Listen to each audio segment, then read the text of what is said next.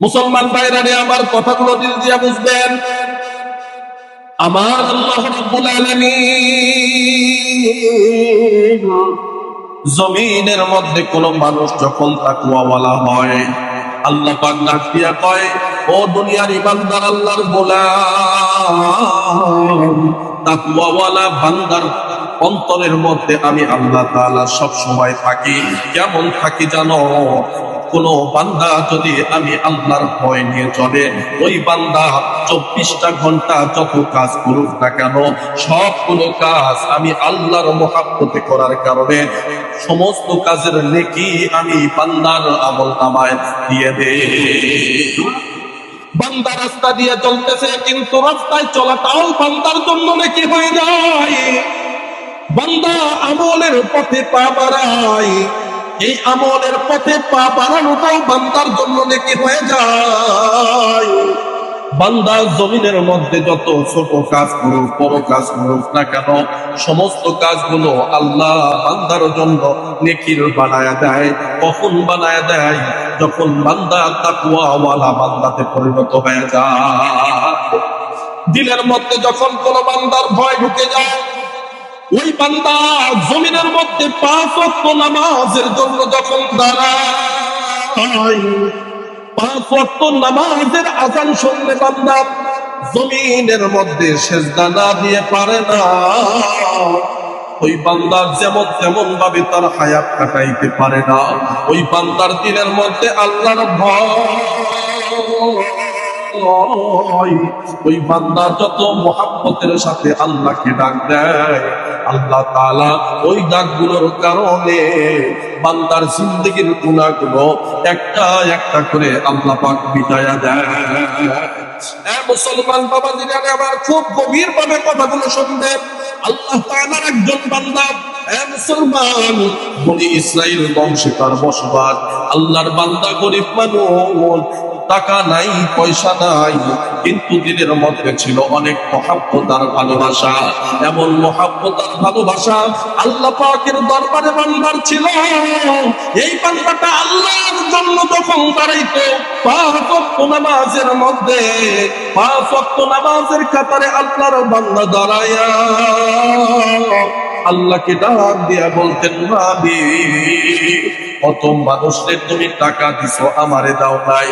কত মানুষের সুন্দর পোশাক আছে, আমার পোশাক নাই। কিন্তু আমার দিলের মধ্যে একটা ইচ্ছা, ও দয়ার মালিক আল্লাহ, মেহেরবানি করে আমার এই ইচ্ছাটা তুমি পূরণ করে দিও। কি ইচ্ছা বান্দার? চোখ বন্ধ করে 2টা হাত বাড়ায়া আল্লাহকে ডাক দিয়া বলতেন, আল্লাহ, আমার দিলের ইচ্ছা হলো আমি যখন অন্ধকার কবরের দিকে যাব, ওই সময় আমার কবরের মধ্যে তুমি আগুনের পোশাক পরায়া দিও না।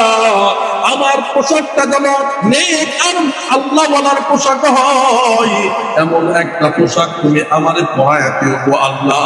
এমন ভাবে চোখের পানি ফলায় ফলায় গরিব মানুষটা সকাল বিকাল কাঁদে। হঠাৎ করে একদিন তার সামনে আজরাইল এসে দাঁড়ায় গেছে। আজরাইল ডাক দিয়া বলেন, রে আল্লাহর বান্দা, চলো চলো, তোমার জন্য কিছু হাদিয়া আছে। কি হাদিয়া? তুমি আল্লাহর ডাকে সাড়া দিয়েছো, এই মুহূর্তে তোমার মৃত্যুর পরোয়ানা জারি হয়ে গেছে। আল্লাহর বান্দার কাছে যখন মৃত্যুর খবর দেওয়া হয়, আল্লাহর বান্দা ডাক দিয়া বলে, মৃত্যুবরণ করবো, আপনি আসছেন আজরাইল ভাই, কিন্তু আমল বলতে এমন কোন আমল নাই যে আমলটা আমি আল্লাহর দিকে পাঠায়া নাজাত পাবো। আল্লাহর দরবারে আমার আমল গুলো পেশ করে আমি নাজাত পাইতে পারি, এমন কোন আমলের খবর নাই। ও আজরাইল ভাই, আমাকে একটু সময় দেন, আমি একটু আল্লাহর দিকে 2টা হাত বাড়াইতে চাই, আল্লাহকে একটু ডাক দিয়ে তওবা করতে চাই, জীবনের গুনাহগুলো মাফ করায়া একটু কবর পথে যাইতে চাই। আল্লাহর বান্দা আজরাইল ডাক দেয়া বলে, শোনো,